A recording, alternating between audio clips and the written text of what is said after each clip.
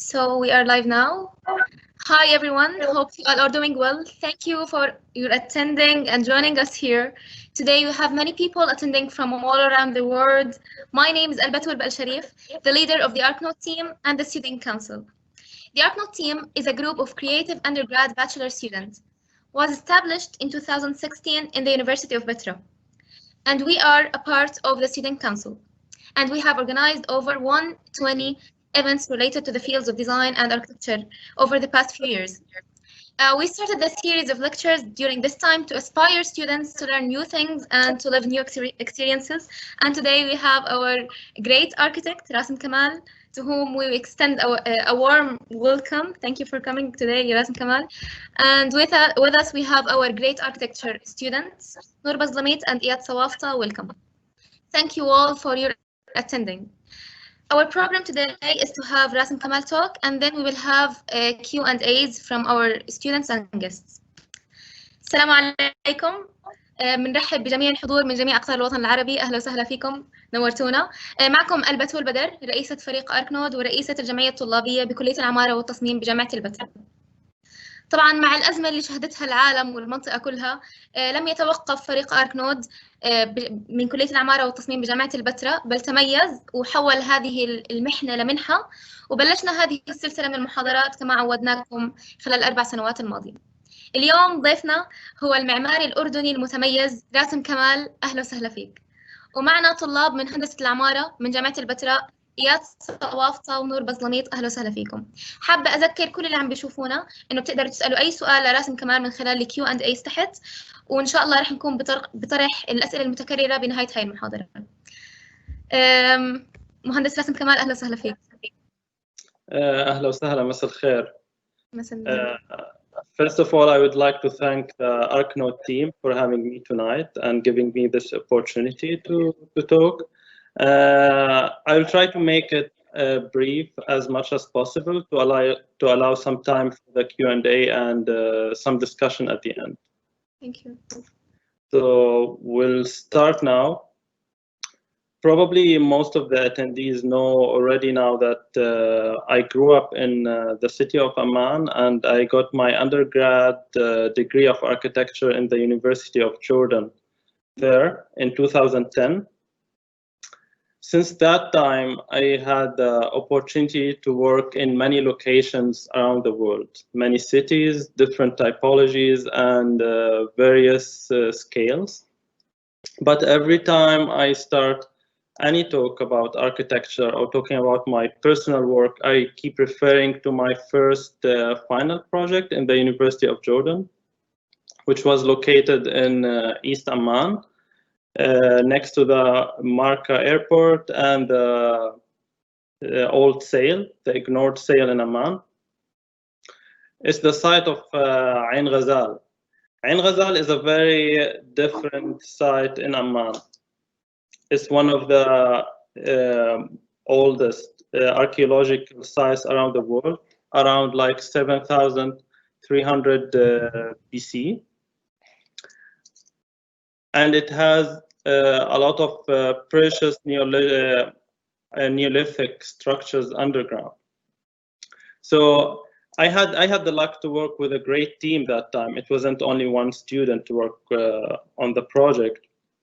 And we tried to be very sensitive with such a site, because this site doesn't only have Neolithic structures, it also had Neolithic statues, which most of them are exhibited now in the Louvre Museum in Paris and Abu Dhabi.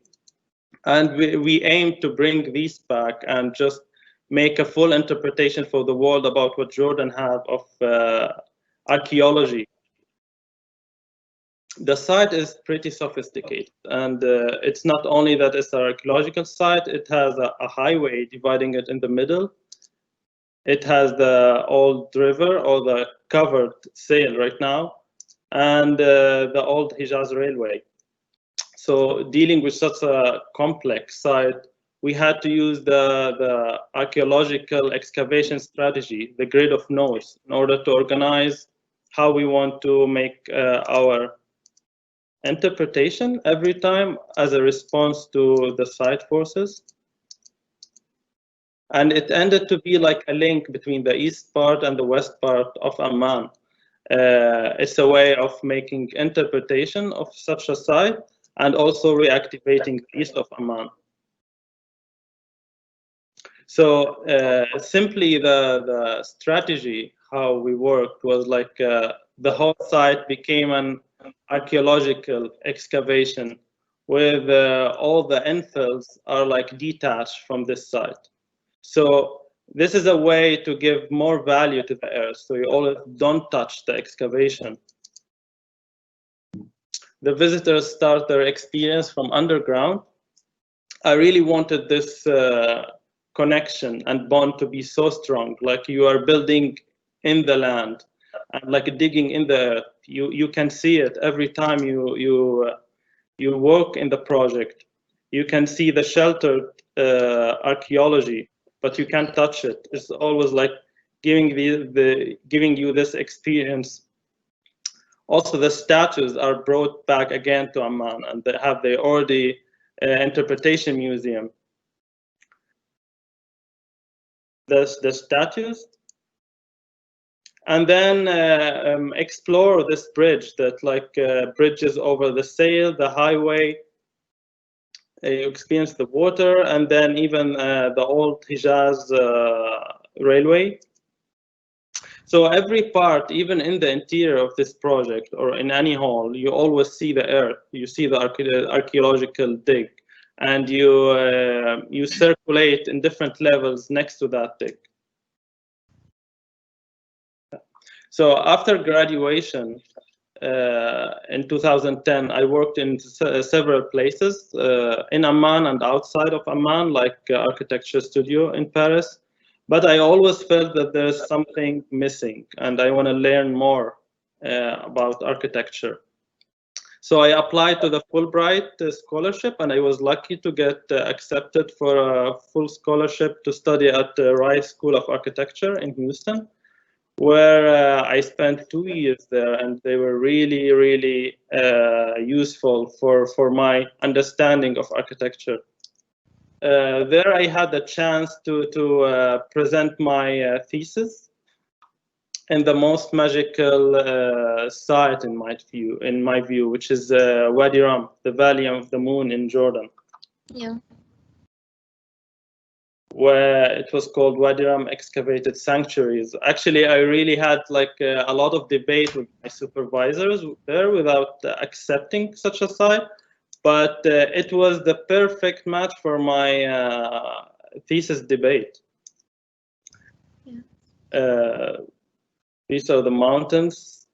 It's an empty land that I wanted to explore there, the main focus of my thesis. So the main concern that I had when I started this project was like recently most of the architectural movement around the world are just focusing on form, how the building looks like from outside. People are like flexing muscles and trying to do parametric architecture, and people are competing how the building will have the wow effect and the iconic effect, while ignoring how the building is used inside, which was the main function behind architecture over ages.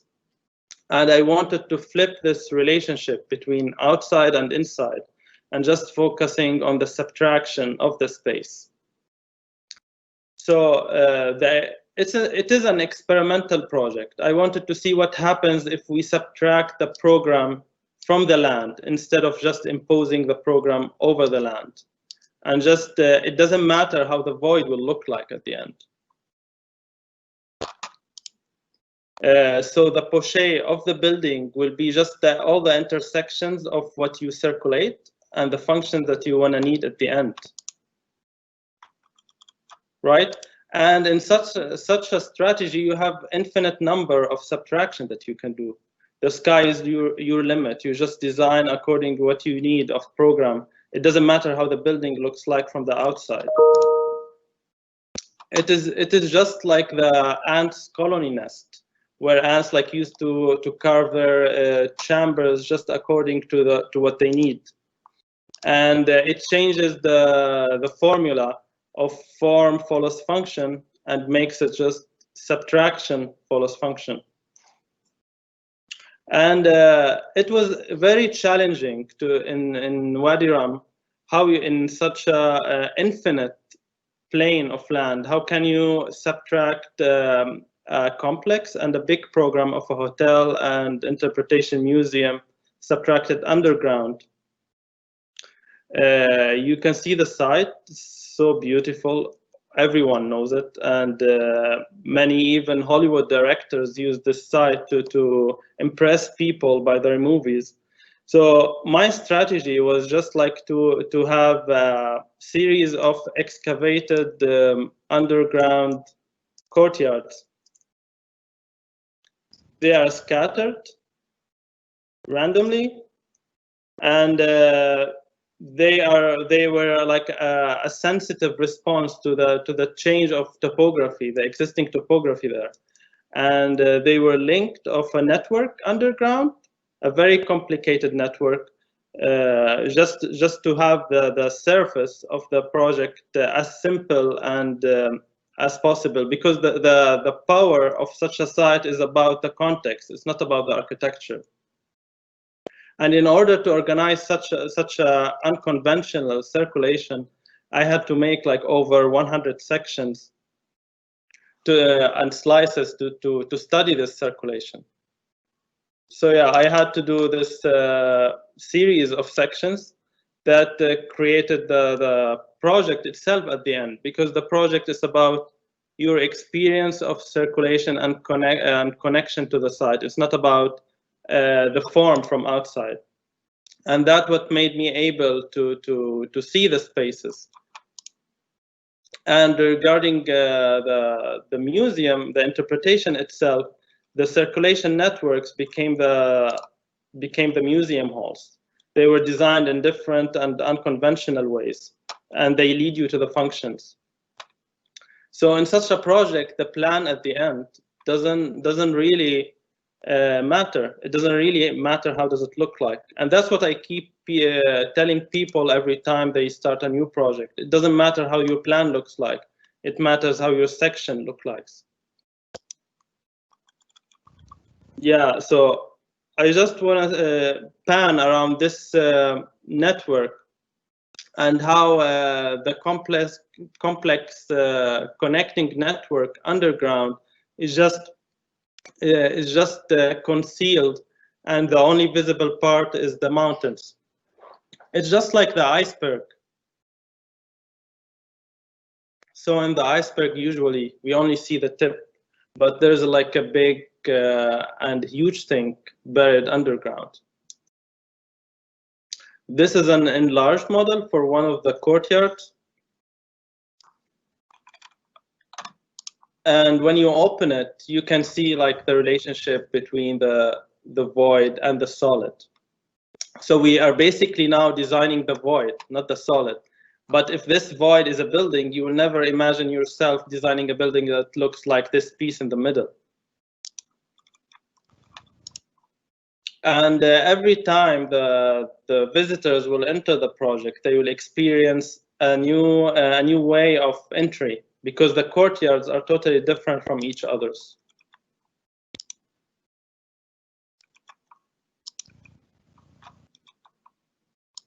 So one of the questions that people keep asking me every time about is like, what if there's a sandstorm in Wadi Rum? So the answer usually is like, I designed this project on a grid. It's just like how archaeologists work usually. You have a grid, and then you know where to excavate. So the project doesn't need to operate the whole year the same way. It could be buried sometimes with a sandstorm and just excavated according to what you need of those chambers. There are like two main courtyards that are like that functions the whole year, and then according to the season, there are more than 5 scenarios that can operate.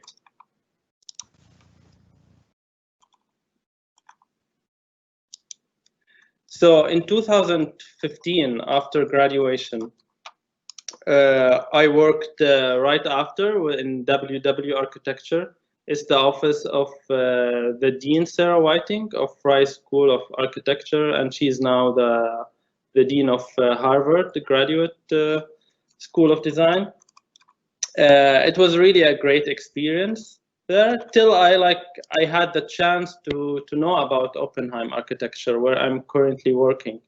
Actually, the way how I heard about this firm is that they have a project in Wadi Rum, and then I was like really fascinated when I saw that project, and then I applied there and joined their Miami office first. And then I moved to the Basel office, which is like a totally different atmosphere, but it's a really great renovated farmhouse in one of the villages next to Basel in Switzerland. And you can see where I'm working right now, and I'm talking to you from there. It's totally a very quiet and chill place to be productive and creative. And I couldn't really believe when I first had my first interview that they have a project in Jordan, another project in Jordan, which is the Ayla Golf Club. Yeah. This project is part of the 18 holes Greek-Norman golf club in Aqaba. It's one of the largest in the Middle East, and I'm really honored to be part of this team. It is a really big team who worked on this project, from like consultants, engineers, designers, even graphics designers at the end. And it has 3 stages. The first one is the Golf Academy, which was built already. There's the golf club, which we hope that is going to be built in few years, and there are the comfort stations, which were acting as a mock-up at the beginning before we go to the golf club phase, because as you know that the building has like a sophisticated structure. So in such a fabulous site, we didn't want to have something imposed on the site. We wanted something to be part of the land and very homogeneous with the background of the beautiful mountains of Aqaba.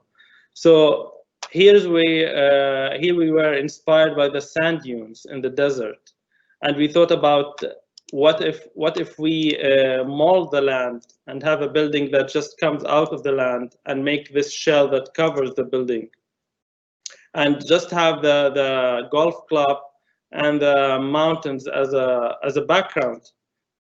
They even like become as one entity in some moments. So it is a shell that just shelters the programs. So the building at the end is like very unique because as architecture. So there are no limits between the slab, the floor, and the ceiling. It's all one shell that just acts as a shelter for the program below.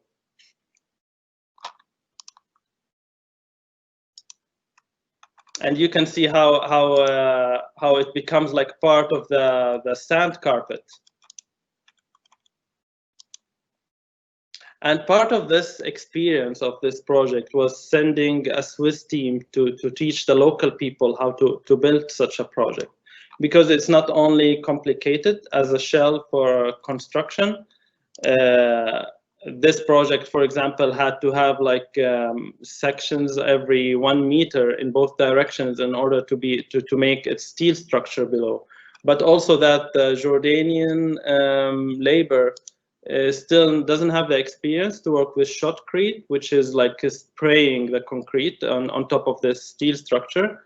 And that was actually a benefit and added value to such a project, that you teach the local people on the mock-up, on the comfort station, how to be ready and have the experience to work on the big part of the building when it comes to the golf club and the golf academy, which are more complex, of course.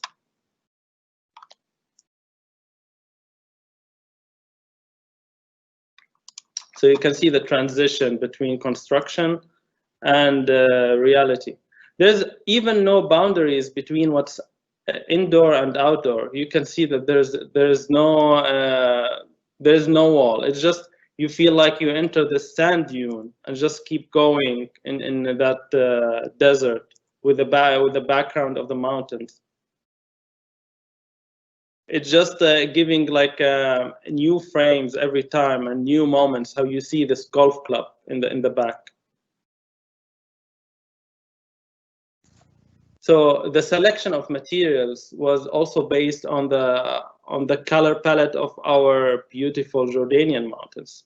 So this decided what we use out of wood and the color of shotcrete, the bronze and the brass, and even some local artists were like mixing some pigments and minerals from the actual sand, actually from Aqaba, in order to reach this very rich effect and saturated color of like earthy tones and vibrant tones.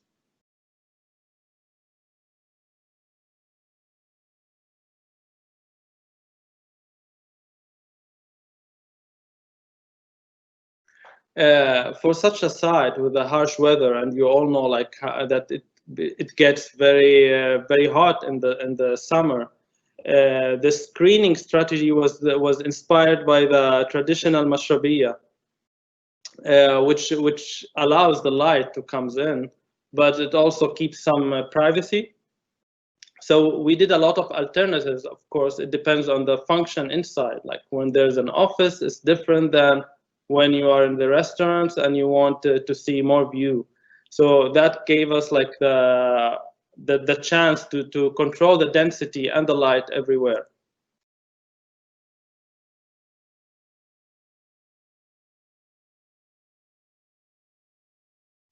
So I hope you see the screen now.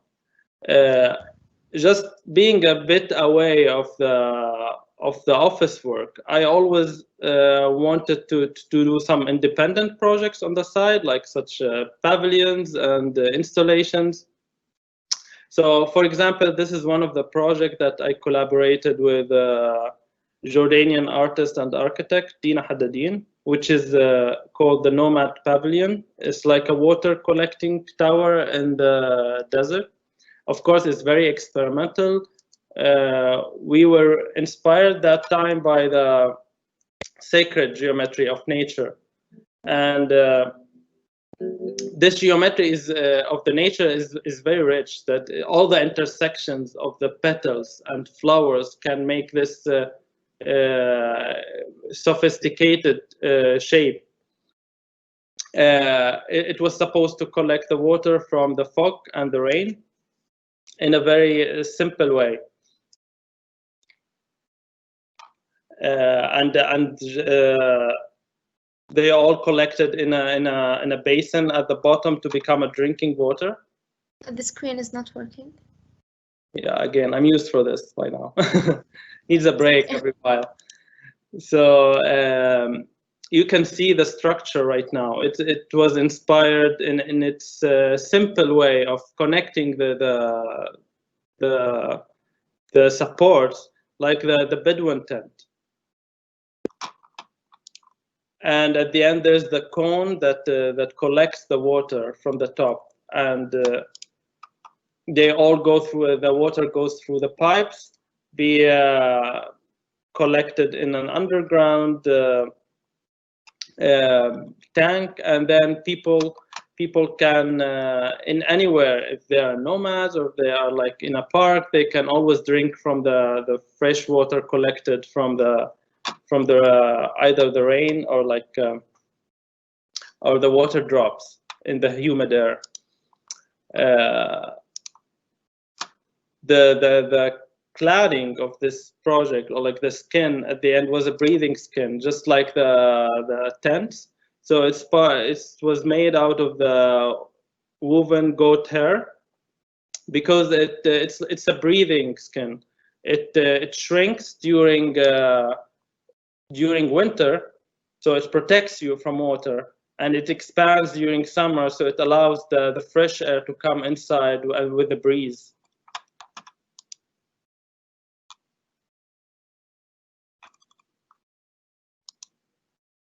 So another recent installation as well that I finished in 2019 was the canyon walls. I had the luck to participate in the third edition of Amman Design Week, which was directed by Rana Beiruti and curated by Noura Assaya. In that Amman Design Week, I also went to Jordan. I keep like thinking about many ideas, and at the end, all my inspirations leads me again back to Jordan. So I went to the canyons, and I wanted something inspired by those narrow passages that are carved by water over ages. So at the end, the final product was series of curvilinear walls that could have a function at the end, inspired by those curvy lines of the canyons.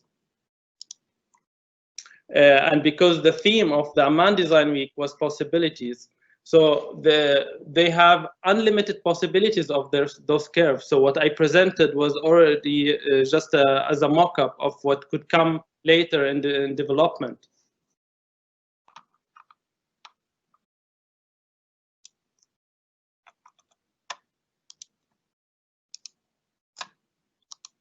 Can you see the screen? Oh, شايفين. Yes. So you can see panning over those partition walls that some of them could act as a bench or a niche or just an interior partition. I didn't want something that just looks nice. I wanted something with an added value of a layer of functionality. And regarding the materials, I was very like fascinated every time by the earthy tones of the sea. So of course, all this is done over ages of like accumulated layers of sand. So I wanted the strategy of constructing this piece to be also inspired by this way. So we ended up by having like very thin hundreds of layers of the different treated wood. Some of the wood was recycled, having them all on top of each other in order to make something that's trying to be very honest to the story of the canyon walls. The one that shows the texture. I was talking about the texture of the sandstone. So no one could believe that this is wood. These are layers of hundreds of layers of wood that has been sanded, just like stone, to get this effect of the sandstone of the canyon.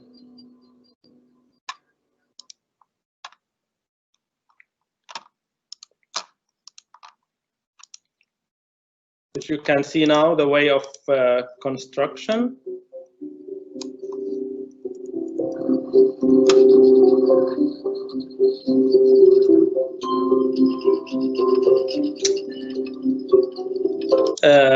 It was really nice in this project to collaborate with Abdullah Shobaki. He's a very talented architect and model maker in Amman, who was like really helped in making this happen.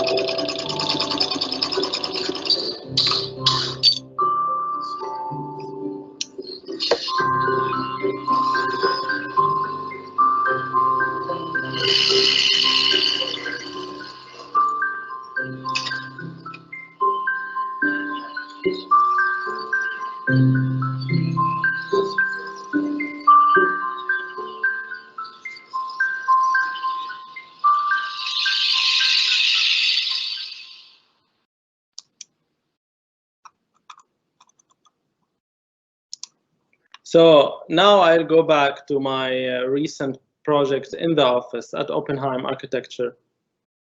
Of course, whenever I talk about a project in the office, you should know that in architecture, it's not like any other profession. There's no one-man show in such a profession. So whenever there's a project, regardless what's your position, there's only like a big team, and with like many long hours, long nights, a lot of options, a lot of experimentations, who really worked on this to make it happen. So one of the recent projects that I worked on is a project with a beautiful view on the Lake of Geneva called Colony. You can see the view of the house, and that was like the leading point of our concept. So the site is sloped, looking at the view. The slope can the site can see the view, panoramic, amazing view.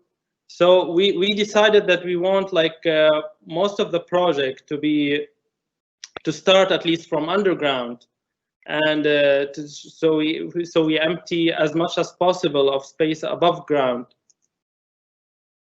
and whatever we have as an interpretation on this site is always starts from below, and then you come up and have this amazing experience of the garden. So we didn't want in such a site to have an imposed box like any conventional house. We wanted like to make it as a park. It's a garden that we want to frame with multiple interventions that all are directed towards the view. And you can see here that when I'm talking about that, I'm not presenting a plan or like a technical section. It's all about how you frame the view and how you experience this site. So for such a project, I had to develop my animation skills, and the first product that the client saw was like just a video that tells the story. Sometimes you just want the people to see what you are talking about. It's not through a plan or a section or a description.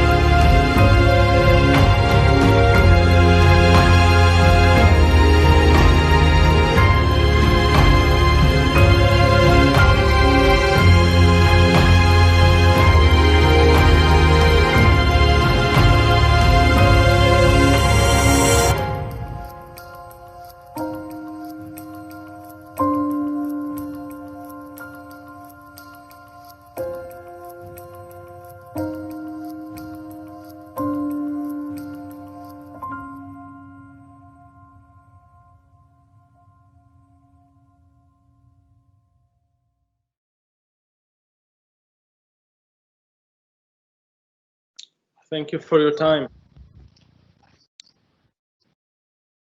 Thank you, Mr. Rasem.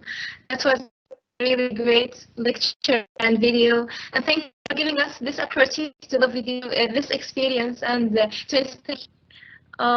So we will start our Q&As with Noor and our discussion. Noor, you can start now. Yeah, I'm here. Hi, Hi. I'm Noor Bazlamiyat. I'm in my last year in Better University, and we would like to ask you a lot of questions according to your projects. Actually, the first question I would like to ask is that you write a lot. When I read your writings, I read a lot of theories that you like the subtraction. You play with the subtraction, not the addition. And in your thesis project too, and many according to many projects, I want to ask, what are your forces that affects in the sculpture between the void and the solid, or between the interior and the exterior, as you mentioned before? This is a really nice question, and looks like you really have a good understanding of my work, because I always focus on subtraction. For me, I take architecture to its original beginning, not to the advanced part. So how did architecture start? It started to be a shelter. It's like you carve where you live, and how you carve it according to the scale you need, according to the program you need, and according to the functions that you need. That was my base point when I started in that thesis. So we can say that these are the forces that affect your operation in this playing with the form or the surface. Yes, this was the starting point, but then I started using this way of to design the experience you walk into. Like people sometimes design spaces.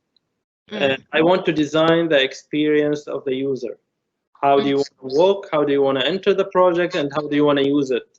And the subtractions gives me this flexible way of doing the architecture. So if we say that a lot of your projects, okay, if it's started from a generic form to a specific form, and the operation of generating this form from the generic mood to a specific one, related to many layers, what they are? You mean the layers of how you generate the form? Yes. For me, the form is the result. So I don't want to say it like this, but if you are lucky, you get a nice form.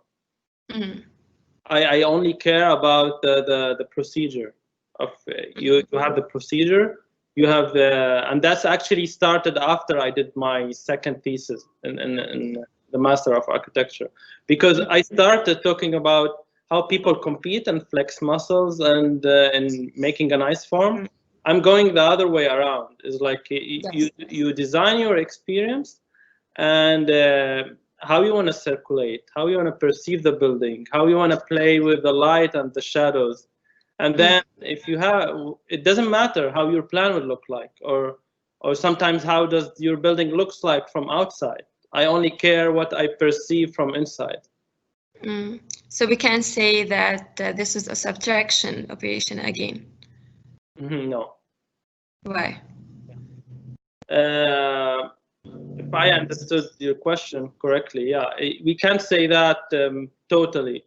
Like that's my intention, of course. But in architecture, you can't say that there's something correct and something wrong. It's all about it's things that interest you more. Okay. against that if you just like put rules and say that I'm correct, other people are wrong. I hope I answered the question. Yes, somehow. Okay. Hi, Rasem. I am Iyad Sawafta at the 4th year of Architecture Department in the University of Petra. I want to thank you for the beautiful presentation. I really استفدت لو بدي أحكي بالعربي أكثر لأنه يعني بصراحة كمية المعلومات الموجودة يعني كتير مهمة ومفيدة لنا إحنا كطلاب. وسؤالي حيكون يعني بالعربي. بدي أسألك كيف إنه ممكن إنه تعبر العمارة المعاصرة عن هوية المكان، يعني دون أن تنزلق في أشكال ممكن إحنا نسميها مركبة أو هجينة، يعني زي ما شفنا في عدة مشاريع مختلفة إلك، يعني منها اللي هي المشروع الوادي رامي هو إكسكافيتد سنتوكيورياس، اللي هي كيف كانت الفوليومز وتعاملت معها أنت كيف إنه تحت الأرض، وكيف شفنا في مشروع اللي هو الأوسس 500 إنه كيف أنت تعاملت مع الفولدد سيرفيسز كمان، ومشروع الايلا جولف اكاديمي انه كيف انت اللي هي الويفنج تبعت السانتيوم. هلا اذا بدي اجاوبك باختصار، دائما انت بتشوف الموقع ايش بيحتاج وايش عندك في مشاكل في البروجرام تبع المشروع، وبعدين جوابك بكون ريسبونس لها. يعني بايلا الشيء اللي طلع هذا الفون هو احتياجتنا انه ما بدنا conventional building يكون imposed على السايت. فهذا الشيء اللي اثر انه بدنا structure يتماهى مع الموقع. لما انت تفكر بستراكشر يتماهى مع الموقع، الاختيارات محدوده. انت عم تحكي عن صحراء، ففيها الجبال فيها الكثبان الرمليه، فكانت الخيارات تقريبا محدوده لحتى تقدر تخفي هذا المشروع. هلا يمكن النتيجه كانت كومبلكس كونستراكشن وايز، فهذا اللي كنت احكيه قبل، انه هي تصفي كنتيجه مش غايه. يعني انت you don't decide that you want to do something complicated. You had to because it's the direct response to your problem. يعني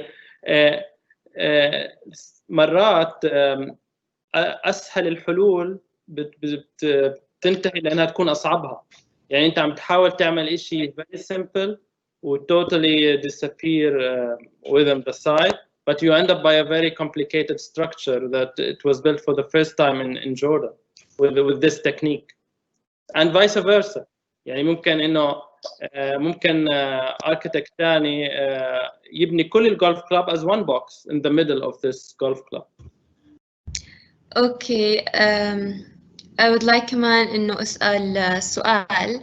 هلا لما كنا عم بنشوف كتير من مشاريعك فيها كتير يعني there is a strong relationship between natural spaces اللي أنت بتعملها بين الطبيعة. فهلا الفينومينولوجي هي يعني in a phenomenology perspective شو التولز تبعك لتخلق هذا السبيس اللي بيحاكي الطبيعة بطريقة ما؟ التول انه انا بتخيل انه الاركتكتشر اجت عشان تكمل الطبيعة، مش عشان تبني الطبيعة وتنفرض عليها. فأي شيء بنعمله لازم يكون فريمينج هاي النيتشر أو مبني مع الطبيعة، يعني built with the land not on the land. فهذا الموضوع ببلش من بداية التصميم لحتى لما كيف ندرس البوزيشن تبع المبنى على الموقع لحد ما نختار الماتيريالز تكون بارت مكمل للسايت مش شيء imposed عليه. It's more like building with the land not on the land. And يعني هاي الاستراتيجي بكل اوبنهايم اركتكتشر هلا محلنا بشتغل. It is our spirit and DNA. We are here just to build buildings to frame the nature. We don't want to destroy the nature because we believe that we have a lot of nice values in this context. We just want to highlight it. We don't want to ignore it and just get rid of it.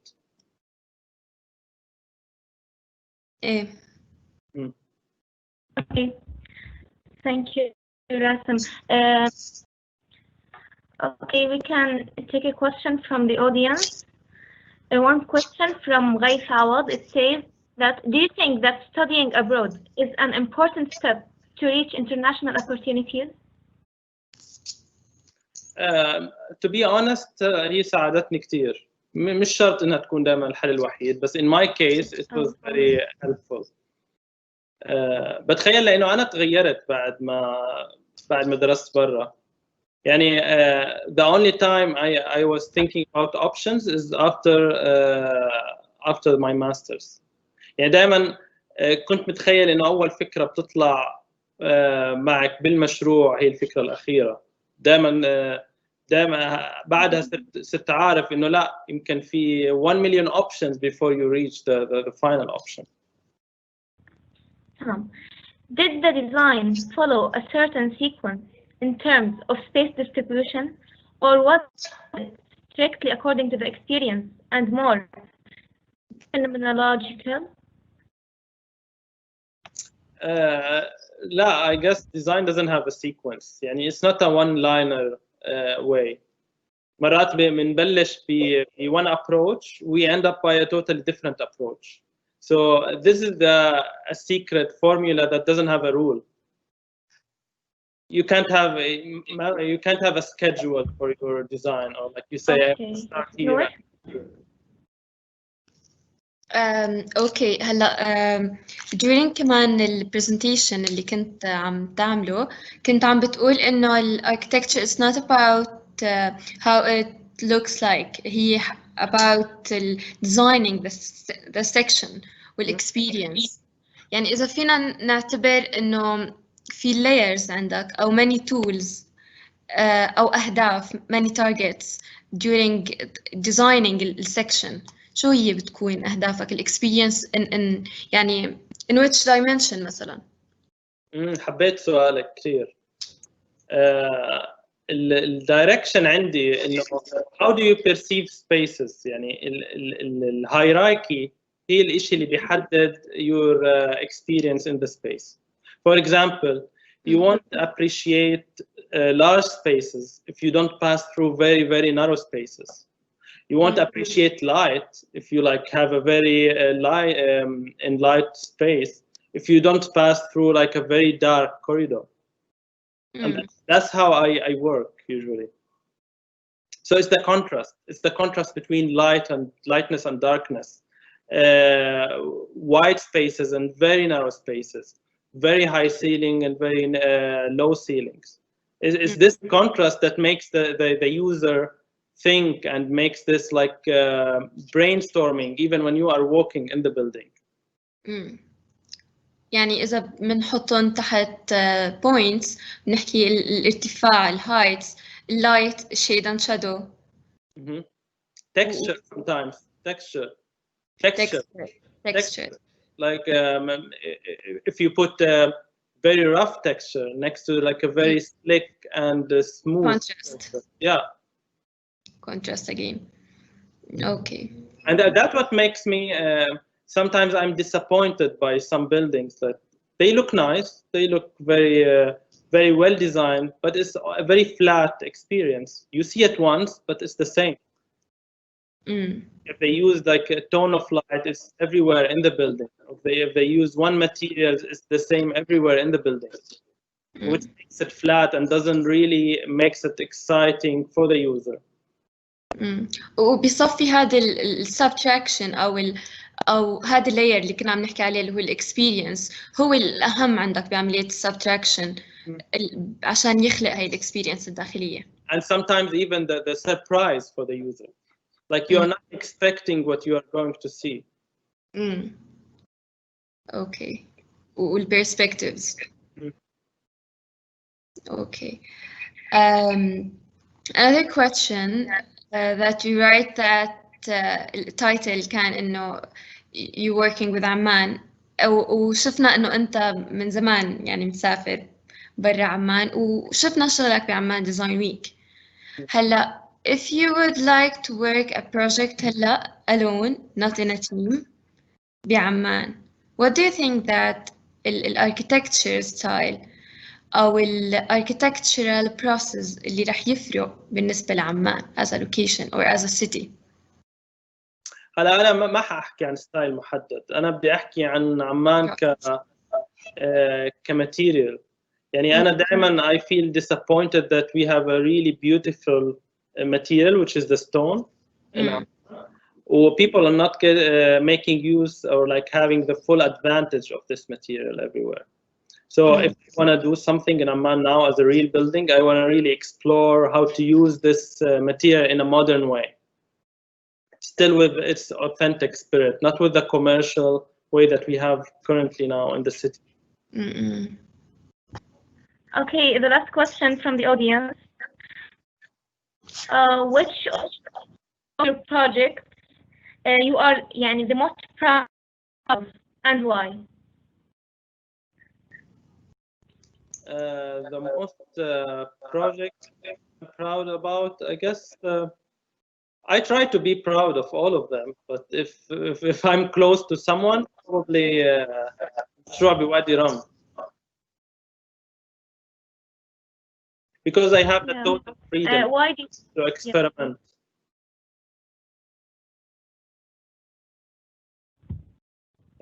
Sometimes the architect needs to dream and experiment without guidelines or limits. And I had that opportunity in Wadi Ram project. Okay, thank you, Mr. Rasem, and thank you all the guests and all the audience that have attended today. And thank you, Noor Bazlamit and Riyad Sawafa. Rasem Kamal, we are really happy to have you here. And it's my pleasure. Thank you so much. Thank you for this amazing opportunity. Thank you. We would like to say that we have enjoyed our lecture.